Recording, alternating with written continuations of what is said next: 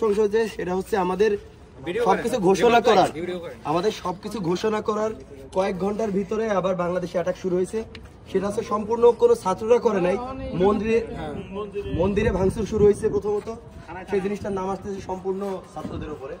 দ্বিতীয়ত আসতেছে হচ্ছে এখানে ওপেন ফায়ার হইতেছে এবং পুলিশকে মারা হচ্ছে। ঠিক আছে, একটা ক্ষোভ থাকতে পারে, এটার জন্য সওয়াবের কাজ করা উচিত বর্তমানে। এখন যে দোষগুলো আসতেছে ছাত্রদের উপরে, বিভিন্ন এলাকায় অ্যাটাক হইতেছে মন্দিরে, এটার জন্য আপনাদের এলাকায় কথা বলেন যেন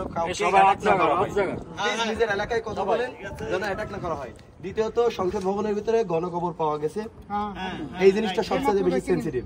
সংসদ ভবনের ভিতরে লাশ পাওয়া যাইতেছে, সো এই জিনিসটা সবচেয়ে সেন্সিটিভ যে স্টুডেন্টদেরকে এতগুলো স্টুডেন্ট মারার পর কই গেল। কিছু জিনিস হচ্ছে যে বদ্ধভূমিতে পাওয়া গেছে, সেখানের কবরে রায়ের বাজার, আর এখানে গণভবনেও পাওয়া গেছে।